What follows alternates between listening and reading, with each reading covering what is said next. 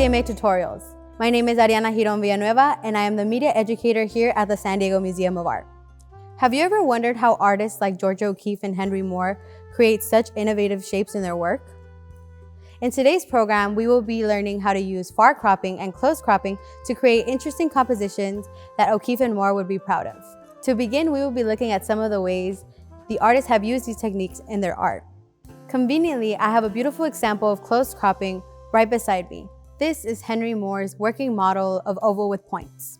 This bronze model demonstrates Moore's use of close cropping to amplify specific details in a shape. This shape is actually inspired by the hollow of an elephant skull nasal passage. The elephant skull was actually one of Henry Moore's favorite natural forms to draw inspiration from. Moore even liked to envision the two sharp points that never meet like spark plugs, creating a sort of tension in the aperture.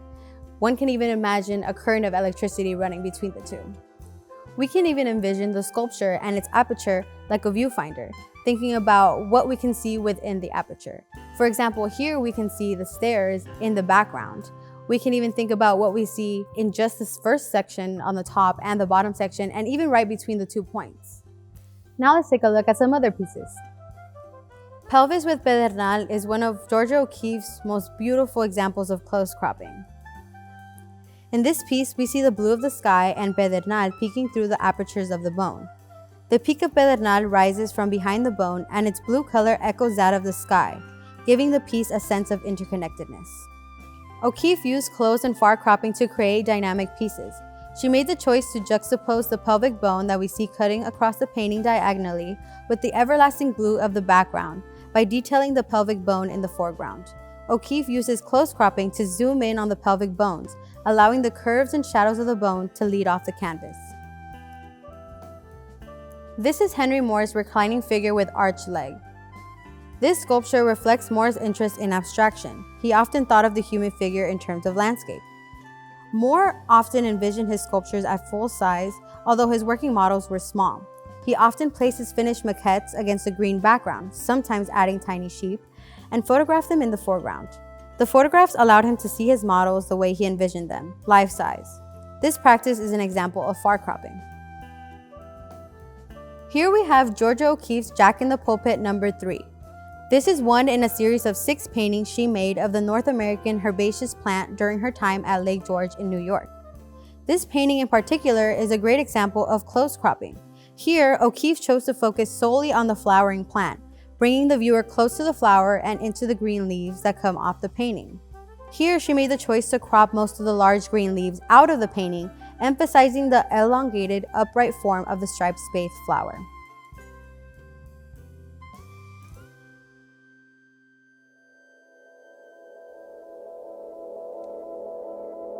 Here we are in the O'Keeffe and Moore education space. Now that we have looked at some examples of far cropping and close cropping in their work, let's try it for ourselves. Here are some examples of what we will be doing today. This is a far crop of a beautiful shell, and this is a close crop of that same exact shell. Now let's talk about the materials that we will need to accomplish this. To begin, we'll need to pick an object to draw.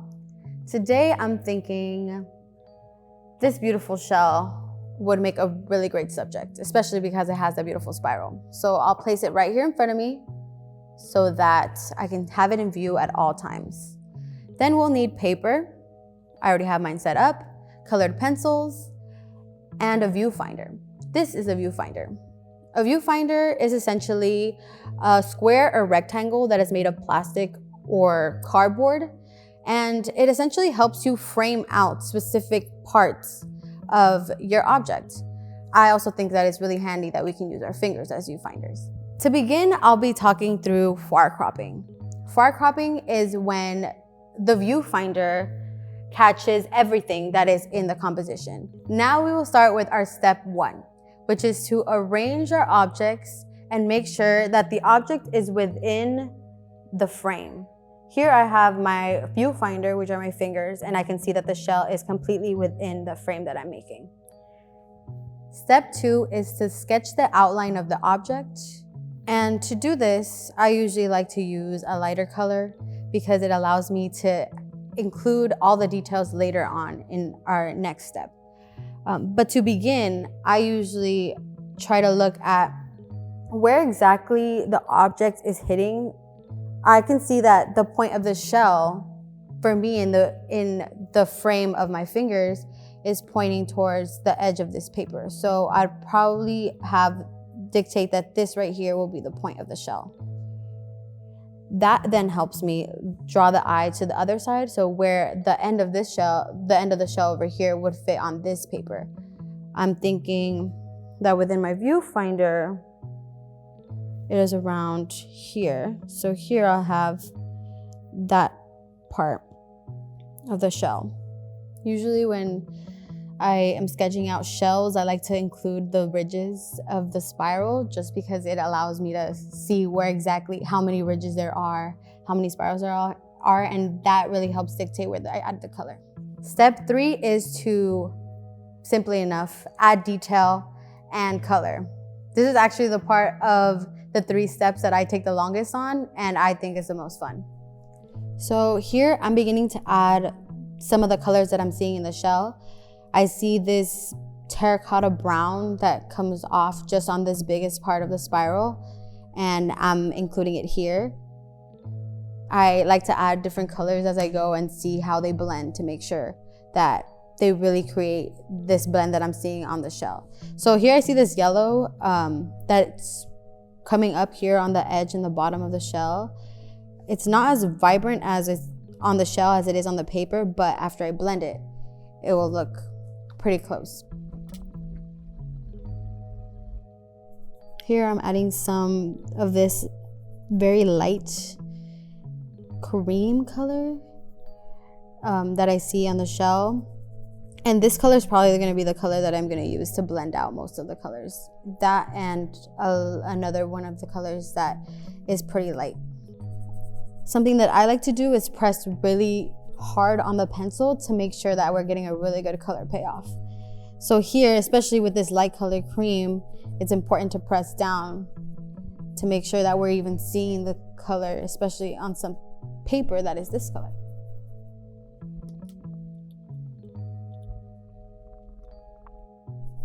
The amount that I press down might also change depending on what color I'm using.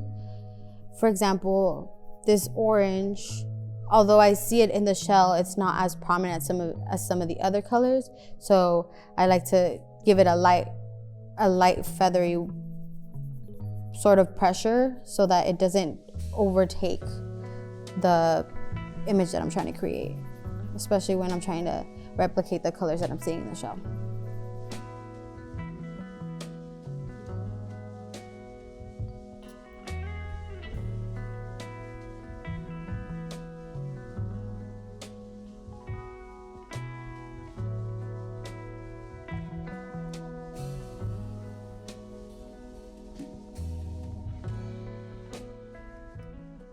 The mission here is not to make it look exactly like the shell.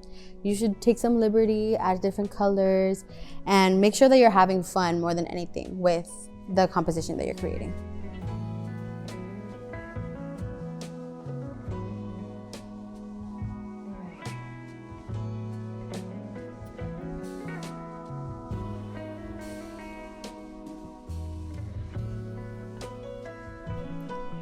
I'm using the white here to make sure that I get this very distinct white line, might be from calcification, that I see on the shell. And it's also just a really great color to use to blend when you're using light colors like the cream and the really light pink that I'm using in the shell. I'm also using here on the edge to highlight that edge of the shell.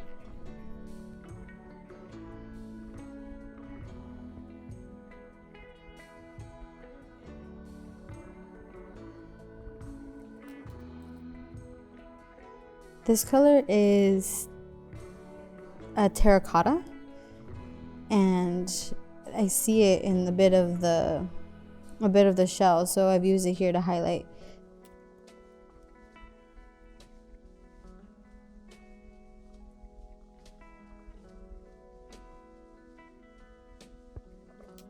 Now I'm using this light brown to redraw some of the spirals that I initially drew in our initial sketch, but to make sure that it's emphasized here so that we see the beautiful spirals that the shell has very clearly. It also helps add some of the little squiggles that the spiral has, because they're not all perfect spirals, because it is a natural form. So that helps accentuate those interesting curves that the shell has.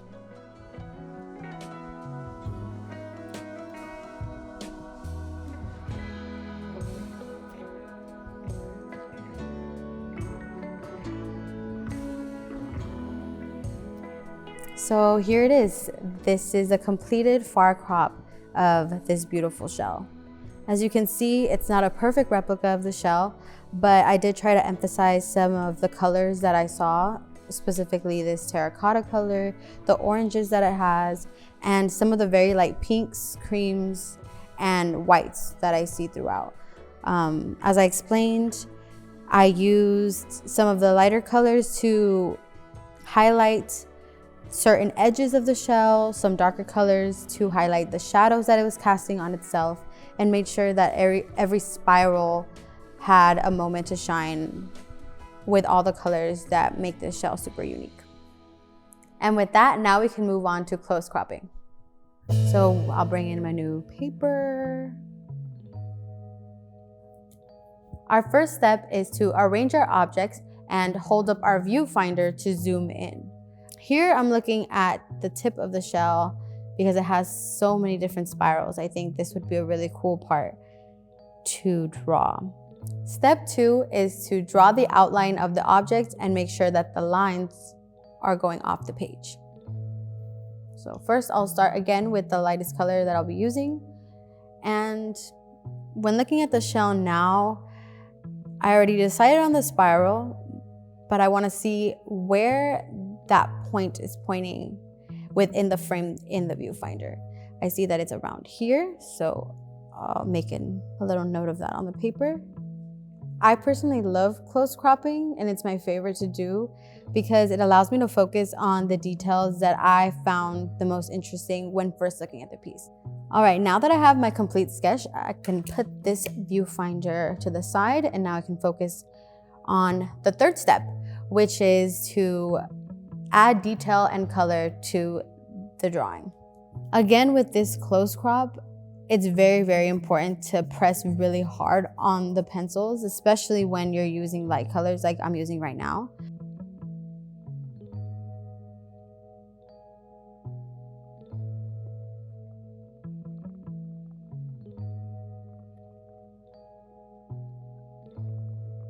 You may notice that this time around, I actually chose to start with this light peach pinky color. And that's because I think it holds a lot of the undertones of the shell's color. And I want to make sure that that's highlighted in this close crop.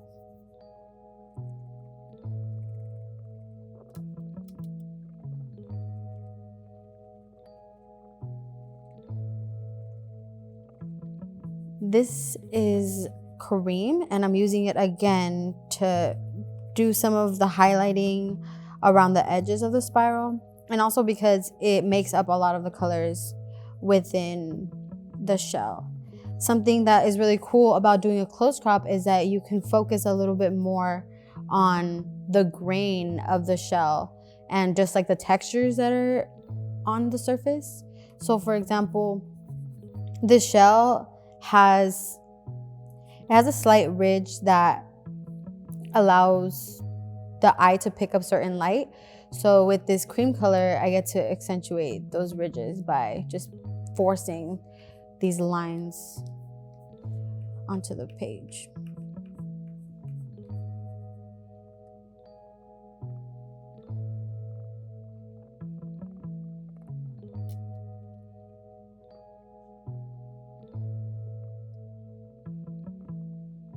Right now I'm doing the spiral right next to the largest spiral, which makes up most of the shell, and the actual hollow part of the shell.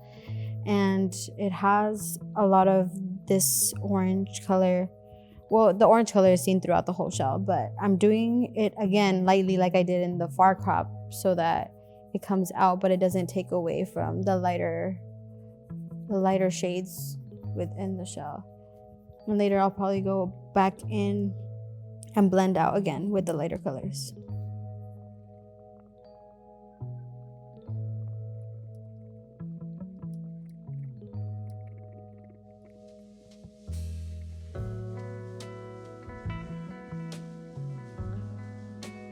I'm making sure to really delineate this line that I see on the shell. Again, it's something that I would not have done on the far crop, but that I want to focus on in the close crop, just to make sure that I'm getting those details that are so specific and unique to this shell. The most important thing to remember when doing a close crop is to not take it super seriously. Although it is a close crop and you want to focus on the details that you're seeing, it doesn't necessarily mean that you have to do a perfect replication of what you're seeing in front of you.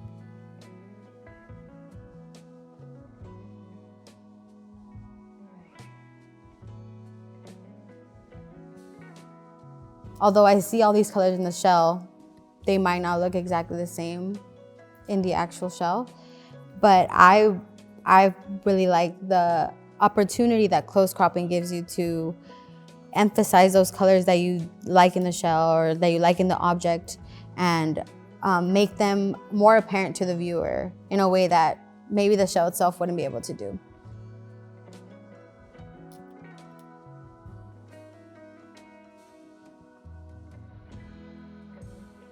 Now, something that I wouldn't do in the far crop, although I did it very lightly, is emphasize the ridges that the spiral has.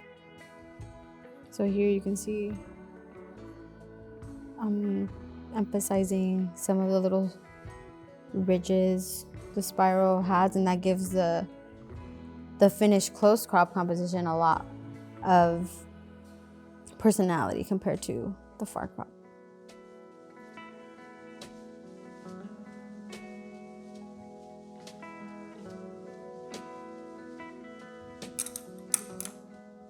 I'm going to go in with the white to highlight some of the parts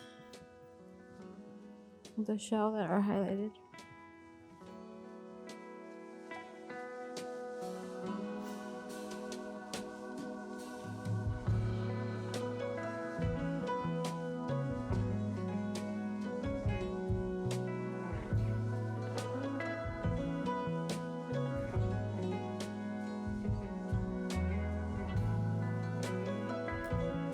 And for my final step, I'm just gonna add the last little bit of blending that I can right here on the edge of the shell.